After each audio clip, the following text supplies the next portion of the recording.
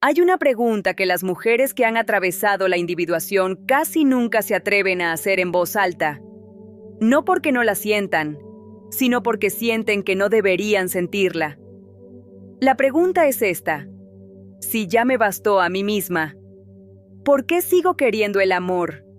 Y la razón por la que no se atreven a hacerla es porque el mundo que las rodea lleva meses diciéndoles que ya no lo necesitan, que son completas, que la mujer despierta no depende de nadie, que si todavía deseas una pareja, quizás no has terminado el proceso del todo. Jung pensaba exactamente lo contrario, y en este video vas a entender por qué el deseo de amor no desaparece con la individuación, qué cambia exactamente en lo que buscas y en cómo lo buscas, y cuál es el error más frecuente que comete la mujer que completó su proceso cuando intenta construir una relación desde ese nuevo lugar. Pero quédate hasta el final, porque hay algo que Jung llamó la proyección residual, que puede estar saboteando tus relaciones ahora mismo sin que lo sepas, y que se disfraza de algo que parece muy distinto al problema que en realidad es. Empecemos por la pregunta que más aparece en los comentarios de este canal. Mujeres que después de ver los videos de esta serie escriben: si ya no lo necesito, ¿por qué lo sigo queriendo? ¿Es que no he terminado de despertar? Jung respondería esto con una distinción que muy pocos canales hacen. Necesitar y desear no son la misma cosa. La necesidad viene del vacío. Es la búsqueda de algo que te falta. El amor que buscabas antes de la individuación, si eras como la mayoría de las mujeres que llegan a este proceso, venía en gran parte de ese lugar, de la necesidad de ser vista, de ser elegida, de que alguien confirmara con su presencia que eras suficiente. Eso no era amor, era una función de reparación que le pedías al otro que cumpliera. Y la individuación lo que hace es disolver esa necesidad, que es exactamente por eso que muchas mujeres cuando la atraviesan, sienten que ya no necesitan una pareja. Porque lo que han disuelto es la dependencia, no el deseo. El deseo es otra cosa, el deseo de compartir tu vida con alguien que te reconozca de verdad, que te vea sin que tengas que explicarte, que camine junto a ti sin pedirte que te empequeñezcas. Ese deseo no viene del vacío, viene de la plenitud que quiere expandirse. Jung lo llamó el amor del self, el amor que emerge cuando la persona ya no necesita al otro para ser completa. Y precisamente por eso puede amar sin condicionar, sin controlar, sin pedir que el otro llene lo que ella no ha llenado en sí misma.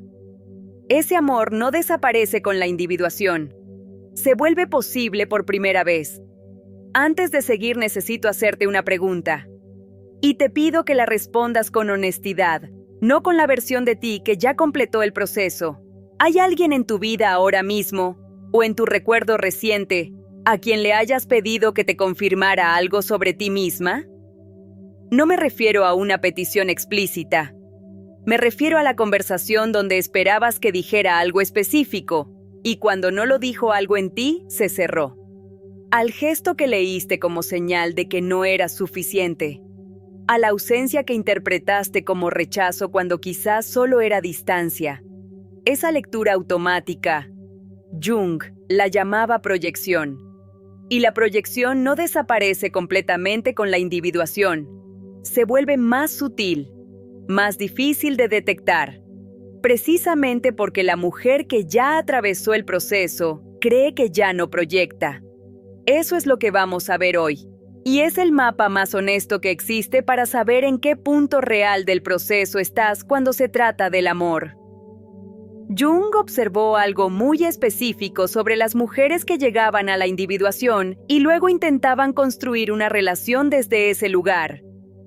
Observó que el proceso no terminaba con la individuación, que la individuación era el suelo, pero que el amor era el territorio donde ese suelo se ponía a prueba de verdad.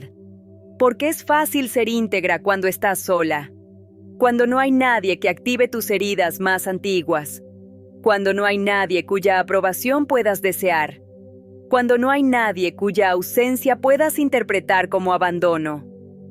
El amor es el espejo más preciso que existe para ver lo que todavía no has integrado.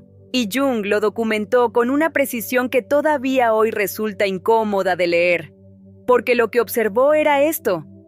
Las mujeres que creían haber completado su individuación, que se sentían completas, que ya no necesitaban a nadie, en el momento en que aparecía alguien que les importaba de verdad, reactivaban exactamente los patrones que creían haber superado.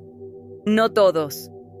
No con la misma intensidad, pero con suficiente claridad como para mostrarles que la integración no había sido tan completa como pensaban.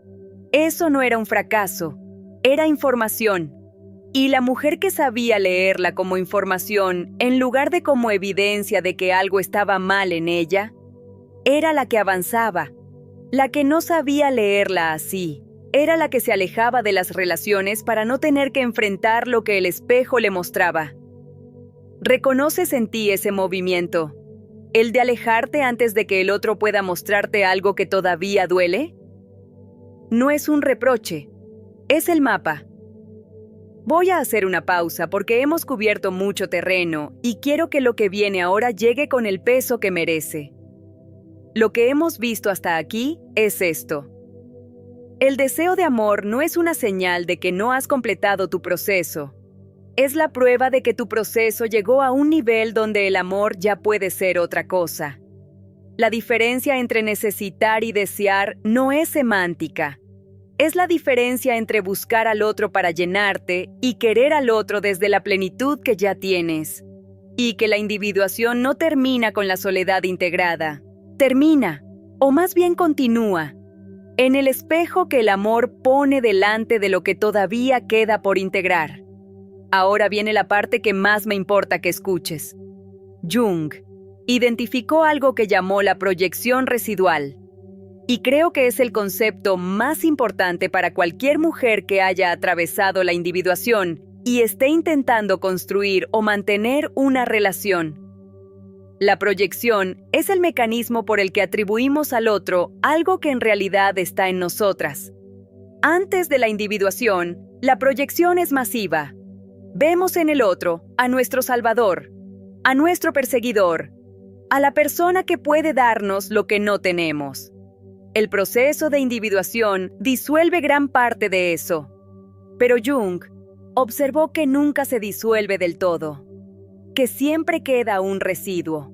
Y ese residuo, en la mujer que ya atravesó el proceso, se manifiesta de maneras muy específicas que resultan muy difíciles de reconocer porque no parecen proyección. La primera es el animus proyectado. Jung llamó animus a la energía masculina interior de la mujer. Cuando esa energía no está integrada, la mujer la ve fuera, la busca en el hombre, le pide al hombre que sea su fortaleza, su claridad, su decisión, su protección. Y cuando el hombre no cumple esa función, siente que le ha fallado, aunque él nunca prometió cumplirla. La segunda es la proyección de la sombra. Las partes de sí misma que todavía no ha integrado, la mujer las ve en el hombre también. El hombre que la irrita más de lo que debería. El comportamiento que le parece insoportable. La característica que la moviliza de una manera que no puede del todo explicar. Eso frecuentemente no habla del hombre. Habla de algo en ella que todavía no ha podido mirar de frente. La tercera es la más sutil. Jung la llamó la idealización post-individuación. La mujer que ya completó su proceso a veces construye una imagen muy precisa de cómo debería ser el hombre que la merece. Una imagen tan precisa, tan detallada, tan exigente en los términos correctos, que ningún hombre real puede habitarla del todo. Y esa imagen no es un estándar alto, es otra proyección más. La proyección de lo que ella querría ser, de lo que admira en sí misma, de lo que todavía le cuesta reconocer como propio. La hechicera que no ha integrado esta sombra no busca un compañero, busca un espejo perfecto. Y los espejos perfectos no existen en personas reales, Quiero que imagines algo. Llevas meses o años siendo agua que encontró su propio cauce, que ya no necesita recipiente porque aprendió a fluir por sí misma, que va donde quiere ir sin pedir permiso. Ahora aparece alguien, y algo en ti quiere fluir hacia ese alguien. Antes de la individuación, ese flujo era necesidad. Era el agua buscando un recipiente que la contuviera porque no sabía cómo contenerse sola. Después de la individuación, ese flujo es elección. El agua que sabe que puede fluir sola y elige, desde esa certeza, compartir su cauce con alguien. Esa diferencia no se siente igual. El amor desde la necesidad tiene una urgencia que lo contamina. Tiene miedo al abandono. Tiene que hacer que funcione porque si no funciona, confirma algo que no quiere confirmar sobre sí misma. El amor desde la individuación tiene una cualidad diferente, más tranquila, más capaz de tolerar la incertidumbre sin que esa incertidumbre se convierta en amenaza. Más capaz de dejar ir sin que el dejar ir se sienta como pérdida de sí misma. ¿Puedes recordar la diferencia en tu propio cuerpo entre esas dos maneras de amar? Entre la urgencia del amor que venía del vacío y la calma del amor que viene de la plenitud. Escríbelo en los comentarios si puedes, porque hay mujeres leyendo esto que todavía no saben que esas dos cosas son diferentes, que todavía confunden la urgencia con la intensidad. Y leer la experiencia de alguien que ya conoce la diferencia puede ser exactamente lo que necesitan para reconocerla en sí mismas. ¿Y cómo es entonces ese amor que Jung describía como posible después de la individuación? ¿Qué aspecto tiene? ¿Cómo se reconoce? Jung lo llamó el amor como individuación compartida, no el amor como fusión, no el amor como completarse el uno al otro, sino el amor como dos personas que caminan su propio proceso y encuentran en el otro un testigo de ese camino, no un salvador, no un espejo perfecto, no alguien que te entienda en todo y en todo momento, un testigo, alguien que puede ver lo que estás haciendo sin necesitar que lo hagas de forma distinta, alguien cuya presencia te recuerda quién eres en lugar de pedirte que seas alguien diferente. Alguien que también está en su propio proceso y que no necesita que tú te detengas en el tuyo para que él pueda avanzar en el suyo. Eso, Jung lo sabía, es extraordinariamente raro. No porque los hombres así no existan, sino porque el encuentro entre dos personas que están ambas en proceso de individuación requiere una sincronicidad que no se puede forzar, no se puede encontrar buscando. Solo se puede estar disponible para reconocerlo cuando ocurre, y estar disponible para reconocerlo requiere exactamente lo que hemos visto hoy. Disolver la proyección residual, distinguir el deseo de la necesidad, soltar la imagen idealizada del hombre que te merece y estar dispuesta a ver al hombre real que aparece. Ese es el trabajo que ningún canal te dice que queda por hacer después de la individuación. Y es, según Jung, el trabajo más fino de todos, porque es el que ocurre no en el silencio de la introspección, sino en el contacto real con otro ser humano imperfecto. Hay una última cosa que quiero decirte antes de cerrar. En los comentarios de este canal, hay mujeres que escriben que prefieren estar solas a volver a sufrir lo que sufrieron, que ya dieron demasiado, que ya no quieren exponerse, que la soledad que tienen ahora es demasiado valiosa como para arriesgarla. Jung no las contradecía. La soledad integrada es una conquista real, y hay momentos en que protegerla es exactamente lo correcto. Pero también observó que hay una diferencia entre la soledad elegida desde la plenitud y la soledad que se sostiene desde el miedo. La primera es expansiva. Tiene la cualidad del suelo firme que describimos en el video de la hechicera.